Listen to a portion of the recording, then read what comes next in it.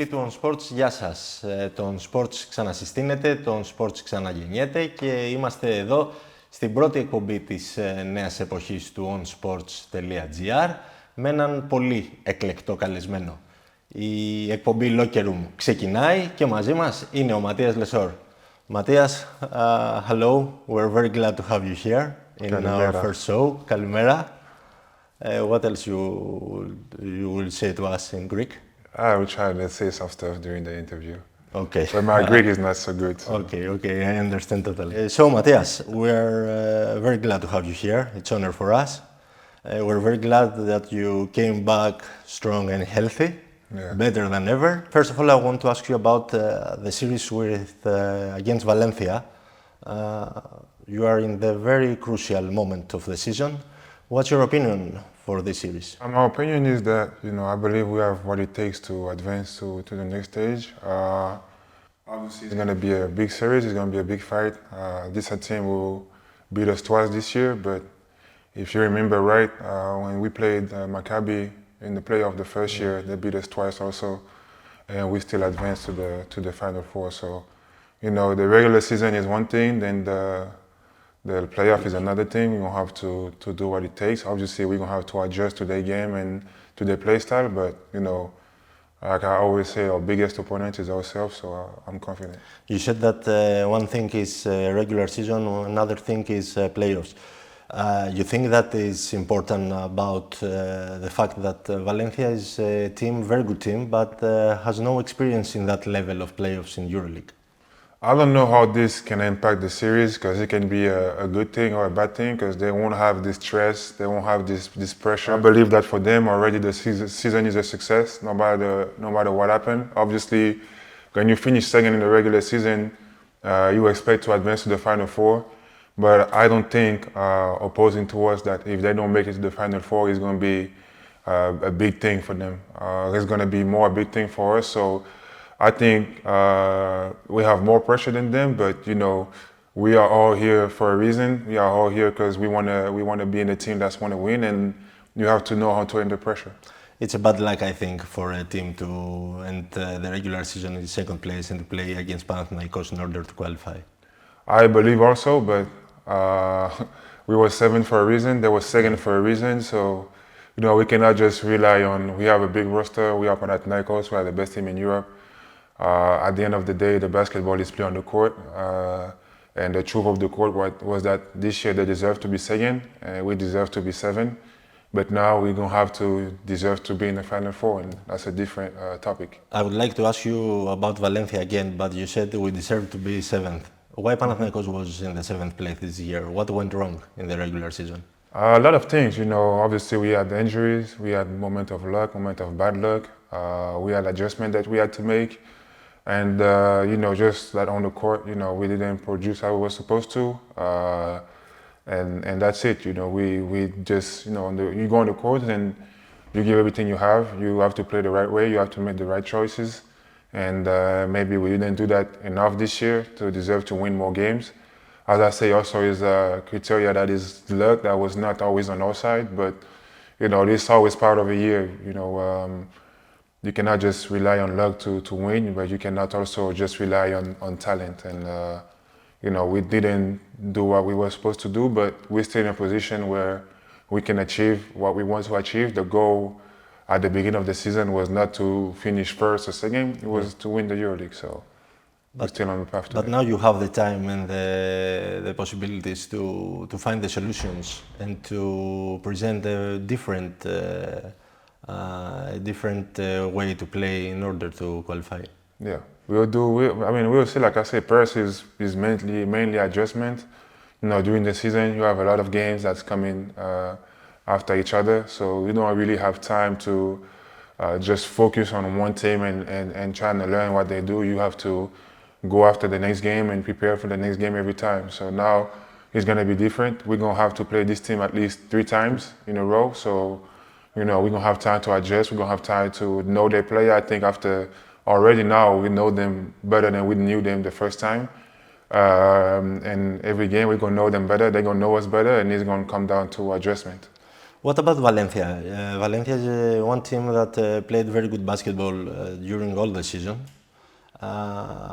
What about the way that they play, and what do you think is the X factor of the team in order to have the second place in the regular season? Valencia is a team that, you know, kind of play the same way as Paris was playing last year. They bring a new style of basketball where they play really up-tempo, you know, until halfway to the season last year. If you remember, Paris was first in the EuroLeague. So, and after this, some stuff happened and they kind of collapsed. They had also bad luck, but, you know, it's a new style of basketball that we are not used to seeing in EuroLeague, that is new for everyone and that they mastered. I would say even more than what Paris was doing last year. You know, they rotate a lot. No players is playing more than, I think, 22 minutes, something like this. Yeah. You know, that's a big factor. They count on everyone. Everybody have their job and everybody know their job. And they're doing as good as they can at this. So, you know, it's a really good brand of basketball that they're playing. I don't think every team in Europe can play like this because you need some specific type of player that they found and that they found and a way to make them, make them be great at what they do. They make everybody shine with their strength, and you know, that's what it is. That's the whole goal of the team, is to try to hide everybody's weakness and to show everybody a strength, and that's what they do really good this year. Because you said about Paris, it's a key factor for that kind of teams that they don't have the pressure. Yes, for sure. This kind of team is, like I say, last year when Paris started the playoff series against Fener, their season was already a success. Yeah. Obviously, I don't think that they went to the series thinking, oh, we don't care if we get swept. I believe that they wanted to advance and they wanted to compete, but at the end of the season, they was happy to be there and they was happy about their season. I think the case is the same for Valencia, with the only difference is that they finished second and they have the right to believe that they will make it to the Final Four. They have the right to believe that they deserve to be in the Final Four. And we're going to have to be the bad guy and the guy who's going to come and change their destiny. But we have to focus on ourselves more than anything. Matias, time flies. This is your third season in Greece and in Panathinaikos. Yeah. You have done it all. Even if it's good, even if it's bad. You came here in your first season, you won the EuroLeague title. You won the Greek title with a reverse sweep. And then you had a very serious injury, you had a difficult recovery, and now you're back. This was just like life is, you know, life is more or less a roller coaster. You have good moments, you have bad moments, you have moments where everything is bright for you. You have moments when everything seems to be dark. And, you know, this is what my experience here in Pana was. Before my injury, for the last 2 years, 3 years, damn near, I was going on a great path. Everything was going really great for me, especially in the... From Partizan, from the years even of Partizan. Even the year before with Monaco, I won the Euro Cup with Monaco. Yeah. I got all Euro Cup first team, so from then already, everything was going uphill. My son was born.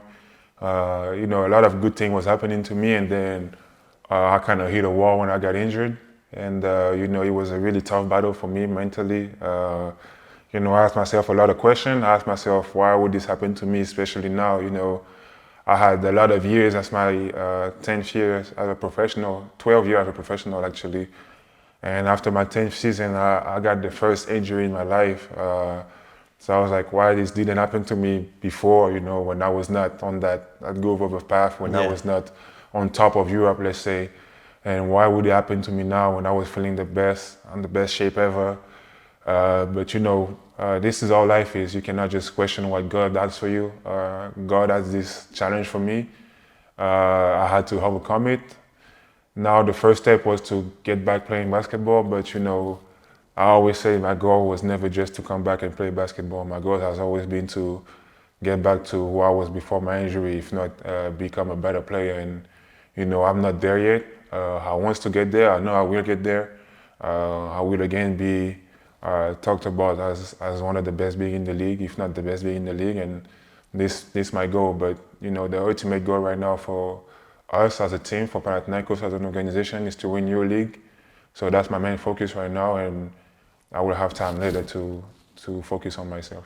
How difficult it was for you from all perspectives this time of your recovery? Emotionally, psychologically? It was a first time for me. Like I say, it was my first time being injured. The only injury I had before this was sprained ankle, which is really common for basketball players. So all this was new for me. It was a new experience. It was new stuff. Till now, like coming back from an injury is something that's new for me. I've never had to get back in shape. I never had to get go to reathleticism. I never had to get back to get some strength back on my muscles. So all this work on my nervous system, all this is new for me. As was the journey of being injured, of being far away from my team, of watching the game from the bench. All this thing was really new for me. So it was a learning process. If it was anything, obviously it was some, like I say, good moments, some bad moments. You know, it was weird for me to walk with crutches. I was at first I didn't want to leave my house walking in crutches because I just don't feel comfortable. I don't like when people feel bad for me. I don't like when people feel sorry for me, and that's also the reason why when I get injured, I wanted to leave the court by myself because I didn't want to live on a stretcher. I didn't want nobody to help me to leave the court. I got in by myself on the court. I walked on my 2 feet, and even if I had to crawl by myself, I would have crawled by myself. I didn't want no one to help me. I would like to ask you about this moment. It was a very difficult moment for all of us. You know that, for the fans, for everyone that was in the stadium. What you had in your mind at that kind of moment? It was your son in front of your injury. And suddenly we saw you stand up and leaving the building running. It's just who I am, you know. My personality is something that, you know, many people don't understand, and I struggled a lot when I was younger because, you know, I was trying to be understood by people. Like, I was trying to make sure that people understand why I do this, why I'm like that, or people love me or whatever. Then I understand that, you know, I should not care about this, and I just should be myself, and whoever like me for who I am, like me. Whoever don't, it's okay. don't. I don't care. And you know, this is just part of who I am. I'm a guy, you know, I value self-respect a lot. I value self-esteem a lot. And I don't want to be a guy that, you know, people feel sorry for or feel bad for. And, you know, obviously when I was on the ground, I felt that people was feeling bad for me. I felt that my teammate was looking at me a certain way. Yeah. And they was sorry, they was sad for me. And I couldn't take this. And I was feeling really bad because it's not who I am, and no matter what, I'll figure it out. This is what I've done all my life. You know, I'm coming from a place where I was never supposed to be a professional basketball player. I was never supposed to play in Greece, even to step a foot in Greece. I didn't grow up. I didn't even know what was Greece, what was Serbia, what was Israel. I didn't know what was this country where I played afterwards. So, you know, this is always how I've been. I'll figure it out. And okay, now my leg is broken, but I'll figure out a way to leave this court by myself. And, you know, I heard people say, oh, bring the stretchers, I like help him up. I said, no, I want to I'm gonna do it by myself. And, you know, this is just who I am. I don't want people to feel sorry for me. All these months, all the fans, all the journalists, all people that love basketball and love you, they were trying to learn about your situation, about your recovery, details, everything. All the time we were hearing from the team, Matias doesn't want to share things, he wants to do his job. Yeah. How difficult was for you to stay focused, to manage your emotions, and to do your job in order to come back? It was difficult because, like I say, all this was new for me, and I was just trying to focus on my rehab. Obviously, you know, now everybody's on social media. For some point, I had to cut off social media. I was not taking care of it no more because it was just stuff that I don't like. You know, I just, like I say, I just wanted to do my rehab in peace. And if anything, anytime someone would say I was coming back, then something was happening. And I'm a superstitious guy, so I was like, bro, just shut up, please, everybody. Just stop saying I'm coming back and giving dates. Let me do my stuff, and then let me come back first. Whenever my body decides, whenever God decides, whenever it's time for me to come back, it will be time for come back, and everybody will know it. there's no need to say 1 week, 1 month, 2 months. Yeah. Nobody knows what can happen. I cannot tell you in 10 years you will be a millionaire or a billionaire, because we don't know if we're going to be here in 10 years. Exactly. I don't know if I'm going to be here in 10 years. You know, I cannot promise to my son that in 10 years I'm going to do this for you, because maybe God had different plans for me and I would not be here in 10 years. Obviously, you want to be there, you will do everything you can, but you don't decide. You're only here for a moment. You know, I'm going to say something that's sad, but people who died, they say, see you tomorrow to everyone who died say, see you tomorrow to someone. And then there was no tomorrow for them. So this is how I approach life. You cannot just promise things that you can't keep. I don't like to make promises that I don't keep. So I don't want to promise to people that I'm going to be back in 1 month if I don't know if I can be back in 1 month. So that's why I was just like, just stop saying that I'm going to be back and this and that, because nobody knows.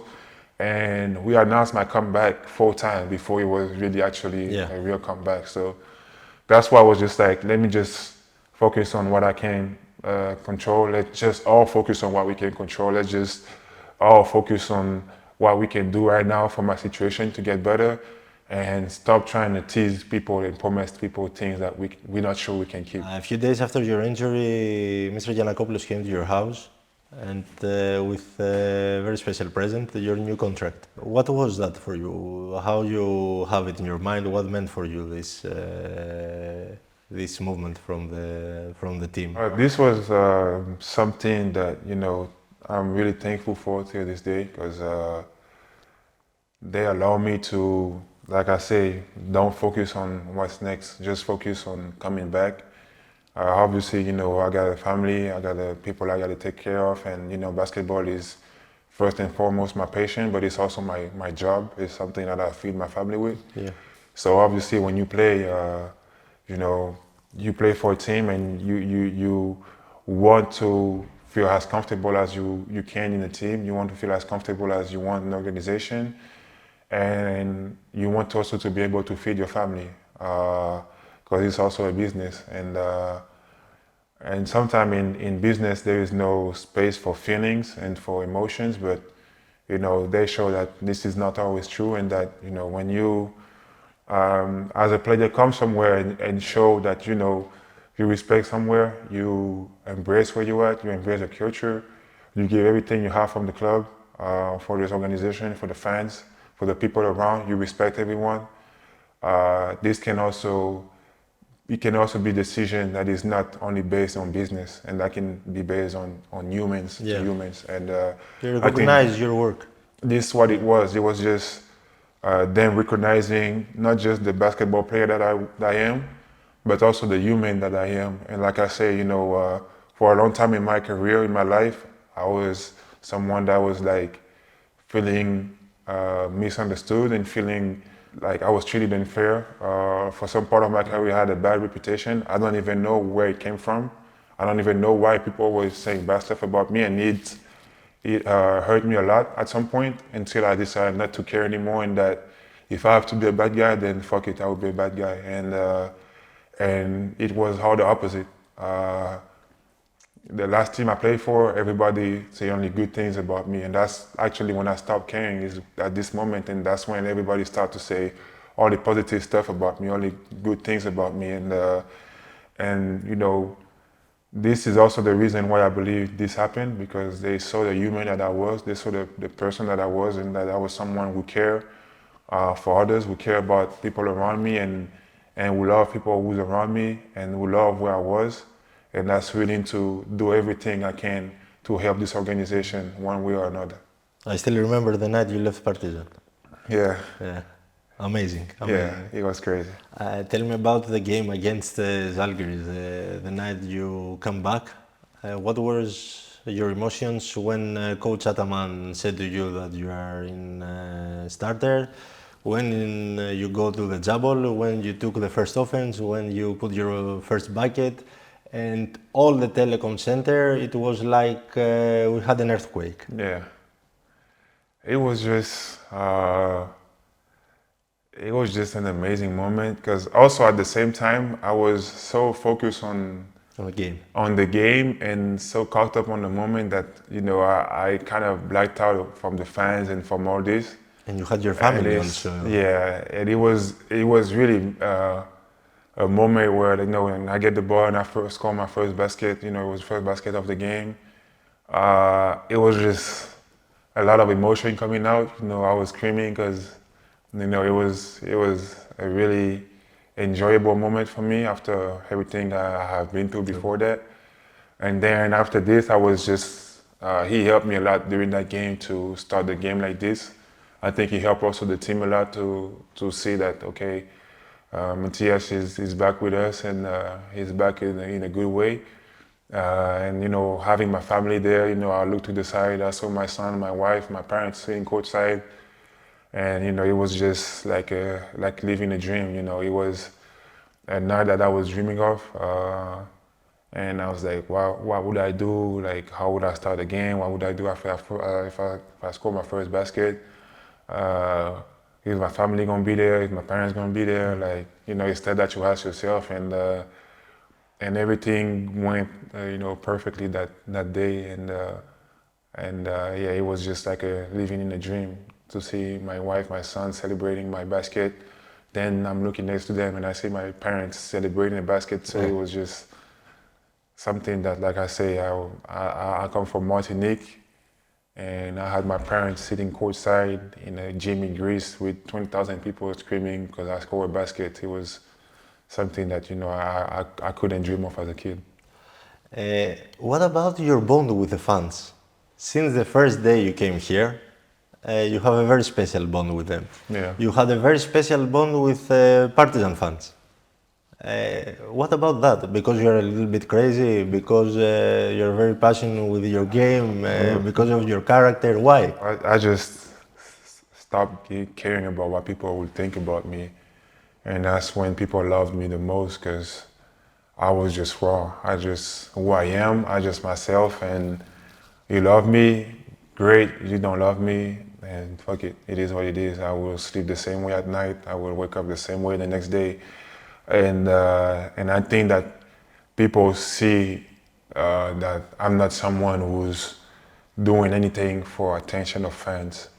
I'm not the guy who seeks attention of fans. I'm not gonna go in the fans because I want them to love me. If I go sing with the fans, or if I go with the fans, if I interact with them, it's because I want to do it and because I feel like doing it. Not because, oh, I'm gonna go there and I'm gonna learn the song because I want the fans to say, oh, look, he loves us, he loves the song. I've never been someone who would do stuff like this. If I build a connection with someone or with the fan base, it's because it's natural, it's mutual, and it's something that comes naturally. And this is what happened in Partizan first, and then here. You know, like I say, I didn't come here after Partizan thinking, yeah, now the fans like me in Partizan, so I'm gonna come here and I'm gonna make sure the fans like me too. I'm gonna do this, I'm gonna do that. You know, at first I was kind of, I would not say scared, but I was like, I don't want to force things. I don't want them to feel like I want to force them to like me.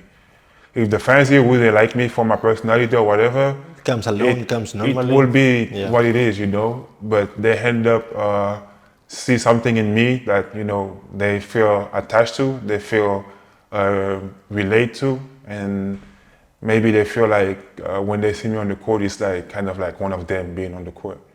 And this is just, you know, who I am. I'm a guy who enjoy every moment of life. Like I say, I'm a guy who live life like tomorrow and promise.